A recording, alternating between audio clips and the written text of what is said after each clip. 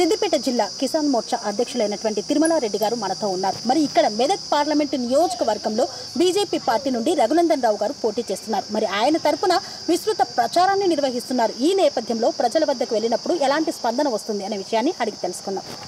Sir, BJP అభ్యర్థిగా ఇక్కడ రఘునందన్ రావు గారు పోటీ చేస్తున్నారు. ఆయన తరపున మీరు ప్రచారానికి వెళ్తున్నారు. ప్రజల నుండి ఎలాంటి స్పందన వస్తుంది? ముందుగా TR9 ఛానల్కు, అదేవిధంగా ఈ ఛానల్ చూస్తున్నటువంటి ప్రేక్షకులందరికీ కూడా భారతీయ జనతా పార్టీ కిసాన్ మోర్చా సిద్దిపేట జిల్లా శాఖ తరఫున ప్రతి ఒక్కరికి కూడా కృతజ్ఞతలు తెలియజేస్తూ ఉన్నాం. అయితే ప్రచారానికి వెళ్ళినప్పుడు మాకు అనుకూలంగా చాలా సంతోషంగా ఉంది. ఎందుకంటే ప్రతి ఒక్కరు కూడా నరేంద్ర మోదీ గారికి ఓటేసి ఈసారి మళ్ళొక్కసారి నరేంద్ర మోదీని ఎన్నుకుంటామని స్పష్టం చేయడం జరుగుతుంది. నరేంద్ర మోదీ గారు దేశంలో మళ్ళీ నేనే ప్రధానిని 400 సీట్లు పక్కా అంటున్నారు. ఇది సాధ్యం అవుతుందంటారా? తప్పకుండా అవుతుంది. అతను చేసిన సేవలలో దేశానికి సంబంధించినటువంటి పలు కార్యక్రమాలలో నరేంద్ర మోదీ గారు చేసిన సేవ చిరస్మరణీయం.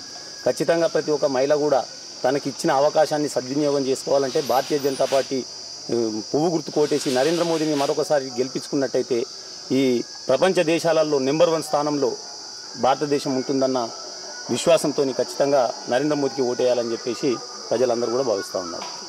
తెలంగాణ రాష్ట్రానికి అధికారంలో ఉన్నప్పుడు మోదీ ఏం కేటాయించలేదని బీఆర్ఎస్ నాయకులు ఒకవైపు అంటున్నారు. 4 నెలల పాలనలో రేవంత్ రెడ్డి కూడా తెలంగాణ రాష్ట్రానికి మోదీ ఇచ్చింది ఏమీ లేదు అంటున్నారు. మరి దీనిపైన మీ స్పందన? ఇదైతే చాలా విచిత్రమైన క్వశ్చన్. బీఆర్ఎస్ పార్టీ వాళ్ళు కానీ కాంగ్రెస్ పార్టీ వాళ్ళు కానీ ఎప్పుడు కానీ వాళ్ళు ఎంత మంచి చేసినా కానీ వాళ్ళు విమర్శలు చేయడం వాళ్ళ పని. ఎందుకంటే చేసే అభివృద్ధిని కూడా వాళ్ళు చూడలేని పరిస్థితి ఉంటుంది. ఎందుకంటే వారికి ఈ అభివృద్ధిని కనుక వాళ్ళు వాళ్ళకు ఓట్లు పడాయి కదా, అందుకోసమే విమర్శ తప్పకుండా చేస్తారు.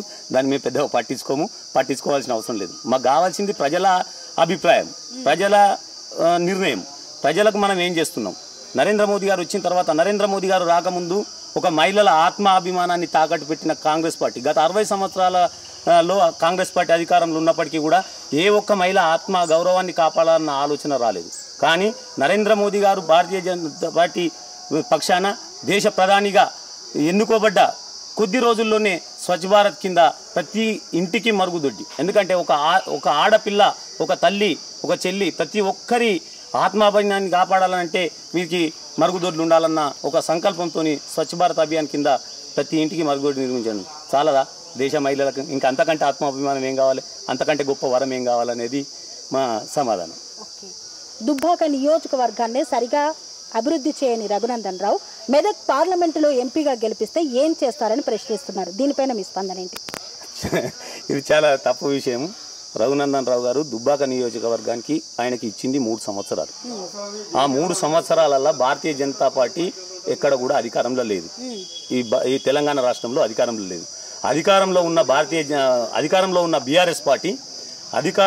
బీఆర్ఎస్ పార్టీ పక్షపాత ధోరణి కొద్ది రఘునందన్ రావు గారికి ఎక్కడైతే సమాన నిధులు ఇస్తే అభివృద్ధి చెందితే ఇక 20 సంవత్సరాలు కూడా ఇతనే ఉంటాడు. కాబట్టి ఇతనికి నిధులు కేటాయించకుండా ఆయనను కొద్దిగా ఒత్తిడి చేసిన మాట ముమ్మాటికి నిజం.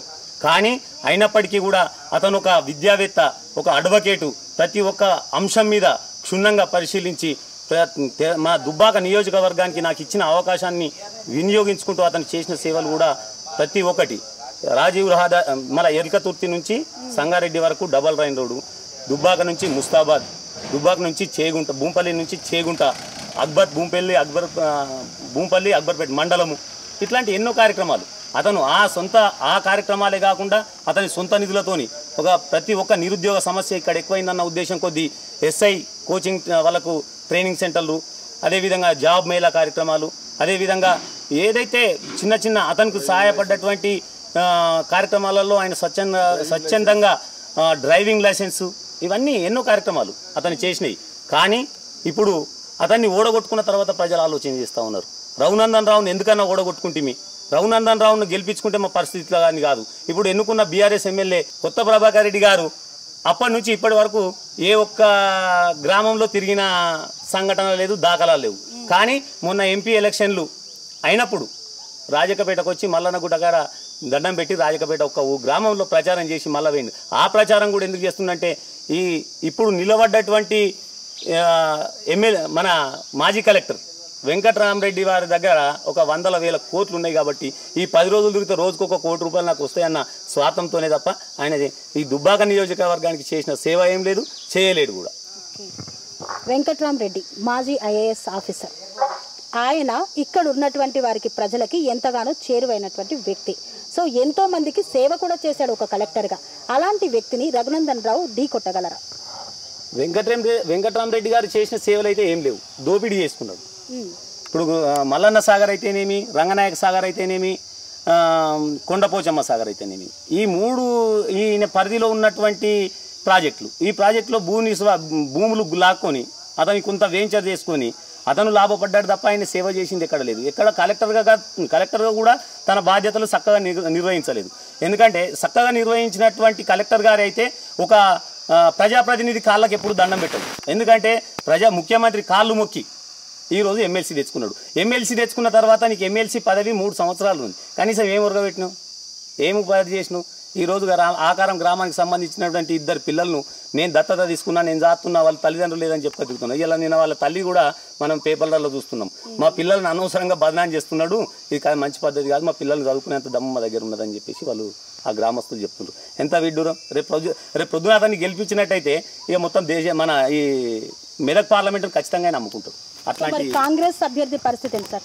తెలంగాణ రాష్ట్రంలో 6 గ్యారంటీలతో అధికారంలోకి వచ్చినటువంటి కాంగ్రెస్ ఇప్పుడు కొత్త మేనిఫెస్టోతో దేశంలో కూడా అధికారంలోకి వస్తాం, నెక్స్ట్ ప్రధాని రాహుల్ గాంధీయే అని అంటున్నారు. మరి ఇక్కడ ఇవి బూరడి మాటలు, గారడి మాటలు, మొత్తం బూటాకో చోటాకో.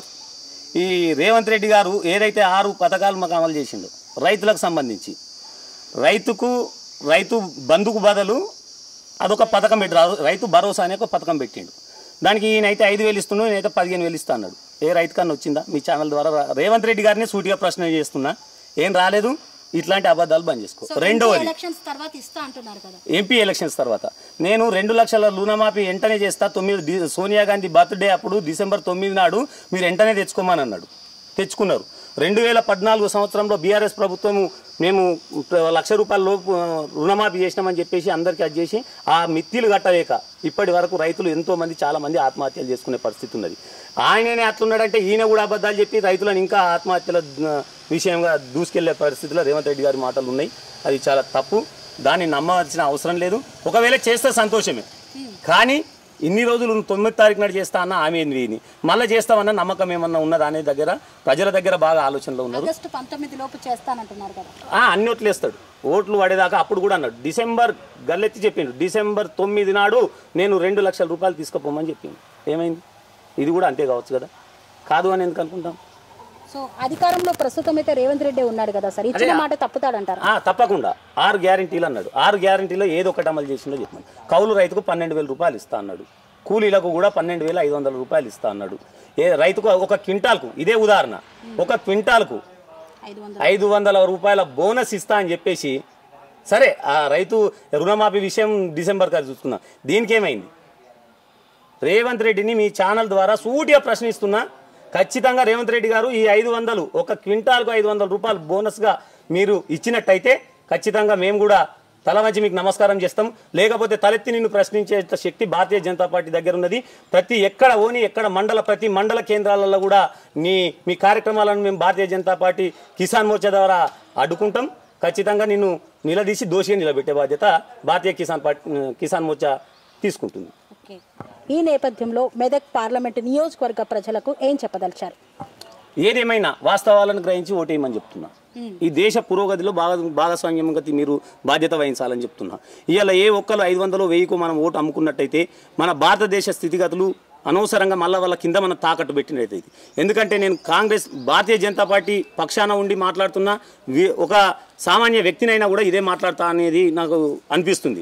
ఎందుకంటే భారతీయ జనతా పార్టీ తరఫున ప్రధానమంత్రి అభ్యర్థి మోదీ అయిన తర్వాత ఈ 10 సంవత్సరాలలో మనకు 47 ఎయిర్పోర్ట్లు ఉండే, అసొంటిది 111 ఎయిర్పోర్ట్లు చేసిన ఘనత నరేంద్ర మోదీ గారిది. అదేవిధంగా మెల్లగా ఒక 4 రోజులు 5 రోజులు పట్టే ట్రైను వందే భారత్తో 8 గంటలలో సుదీర్ఘ మంచి ప్రయాణాన్ని అందిస్తున్నాడు. విద్యాలయాల్లో కానీ మన చంద్రయాన్లో అది కూడా మోదీ గారి విజయాలు 1 2 అని చెప్పరాదు, 100ల లెక్కలనే ఉన్నాయి. కాబట్టి ఇవన్నీ చెప్పాలంటే కూడా చాలా సమయం తీసుకుంటాం.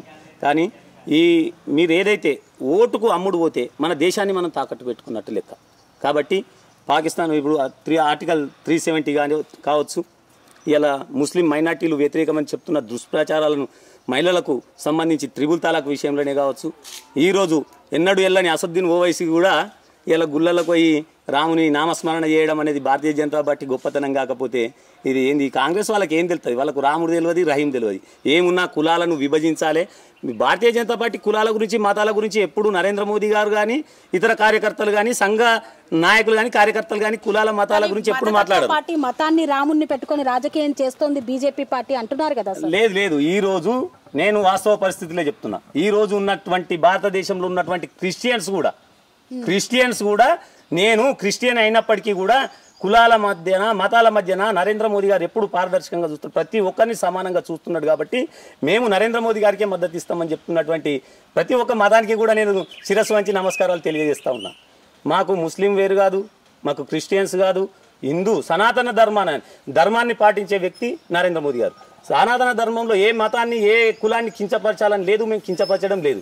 కానీ ఈ ప్రభుత్వం బీఆర్ఎస్ ప్రభుత్వం అంటే ఆ బీఆర్ఎస్ ప్రభుత్వానికి రాముడు అంటే తెలియదు, ఏది అంటే తెలియదు. రాముడు అంటే అన్నం పెడతాడని కేసీఆర్ మాట్లాడు, కేటీఆర్ మాట్లాడు. చాలా దౌర్భాగ్యమైన పరిస్థితి. ఇదివరకే కరీంనగర్లో కర్రుగాల్చి వాత పెట్టిర్రు హిందుగాళ్ళు బొందుగాళ్ళు అని అంటే అసదుద్దీన్ ఓవైసీ ఏ గంగా ఏ బతుకమ్మ ఏ దుర్గా అది అంటే కర్రుగాల్చి వాత పెడితే దేవుని దగ్గరికి వచ్చి దండం పెడుతున్నాడు. భారతీయ జనతా పార్టీ ఎప్పుడు కూడా ఈ చిన్న వాటికి స్పందించాల్సిన అవసరం లేదు అని నేను అనుకుంటున్నాను. ఎందుకంటే నేను ఒక చిన్న స్థాయి కార్యకర్తను కాబట్టి నేను మాట్లాడుతున్నా. కానీ మా పెద్ద స్థాయి నాయకులు కానీ ఎవరు కానీ దీన్ని పట్టించుకోవాల్సిన అవసరం లేదు, పట్టించుకోరు కూడా. సో మెదక్ పార్లమెంటు నియోజకవర్గంలో బీజేపీ పార్టీ అభ్యర్థి రఘునందన్ రావు గెలుస్తారంటారు. 100% రఘునందన్ రావు గెలుస్తారు. దానికి 4 కారణాలు. ఈ దోపిడీ వెంకట్రామరెడ్డి గారు ఇన్ని రకాల దోపిడీ చేసుకొని ఆయన ఒక కలెక్టరు ఒక ఉన్నతమైనటువంటి పదవికి రాజీనామా చేసి ఎమ్మెల్సీగా అతని కాల్మొక్కి ఎమ్మెల్సీ పదవి తీసుకోవడం ఏంది? అదేవిధంగా ఇప్పుడు 100 కోట్లు 1000 కోట్లు ఉన్నాయని చెప్పినప్పటికీ కూడా ఆయన ఎంత అడ్డబెట్లో ఎంత పొందుపరిచిండు? ఆయనకు వచ్చిన ఆస్తి ఎంత? మరి ఇన్ని రోజుల కూడా ఈ పార్లమెంటు నియోజకవర్గానికి సంబంధించినటువంటి బీదల మీద పేదల మీద మనసు పడలేదా? అతనికి ₹1 కళ్యాణ మండపంలో ఇస్తా, లేకపోతే ఇన్ని స్కూళ్ళు పెట్టిపిస్తా, కార్పొరేట్ స్కూళ్ళు పెట్టిపిస్తా. అయ్యా వెంకటరామరెడ్డి గారు ఇప్పటికైనా సరే మీరు ఎట్లాగో ఇప్పుడు గెలవరు, మీరు ఇప్పటి నుంచి ఇవి ఖర్చు పెట్టండి. గెలిచినా గెలవకున్నా ఆ ట్రస్ట్ అనేది ఏర్పాటు చేయండి, 100 కోట్లు ఏర్పాటు చేయండి. ఆ తర్వాత మేము మా నాయకులకు కూడా చెప్తాం, వెంకటరామరెడ్డి గారు చాలా సేవలు చేస్తాడు, అతన్నే మనం మళ్ళొకసారి పార్లమెంటు అభ్యర్థిగా మళ్ళీ ఆయన ఎన్నుకుందాం, మళ్ళీ ఒకసారి సమయం ఇద్దామని మేము ప్రతి ఒక్కరికి కూడా మేము ప్రచారం చేస్తాము. మా నాయకులకు కూడా మేము అడుగుతాం. ఫస్ట్ అయితే నీకు చిత్తశుద్ధి ఉంటే ట్రస్ట్ పెట్టు, కానీ అబద్ధాలు మాట్లాడుకు. నీ 100 కోట్ల మాట బూకాసే. నువ్వేం చేసినావని వెంకటరామరెడ్డి గారిని మీ ఛానల్ ద్వారా నేను ప్రశ్నిస్తున్నా. ఏదైనా పిల్లికి బిచ్చం ఇచ్చినావు? ఏం చేసినావు? నీ ఉద్యోగంలో ఉండి కూడా ఎవరికి ఏమైనా సహాయం చేసిన లెక్క నీ దగ్గర ఉంటే నీకు ఇది చేసినా అని ఇప్పటికైనా మీ ద్వారా ఒకసారి ఆయన అడగండి, చెప్తే నేను ఎట్లా చేసిందో కూడా చెప్తుందండి. మీ అమూల్యమైన ఓటును ఈ 2 పార్టీలు ఏదైతే పైసలకు మభ్యపెట్టి మిమ్మల్ని లొంగ తీసుకొని ఓట్లు వేయిస్తా అంటే మాత్రం డబ్బులు తీసుకోండి. ఎందుకంటే అవి మన కష్టార్జితం, మన దగ్గర దోసుకున్నటువంటి డబ్బులు ఏవైనా తీసుకున్నా కానీ దేశ ప్రగతి కోసం ఇది ఈ గల్లీలో జరిగే ఎలక్షన్లు కాదు, ఒక గ్రామంలో సర్పంచ్ స్థాయి ఎలక్షన్లు కాదు, ఒక ఎమ్మెల్యే మన రాష్ట్రానికి సంబంధించిన ఎలక్షన్లు కాదు, ఇవి దేశానికి సంబంధించినటువంటి ఎలక్షన్లు.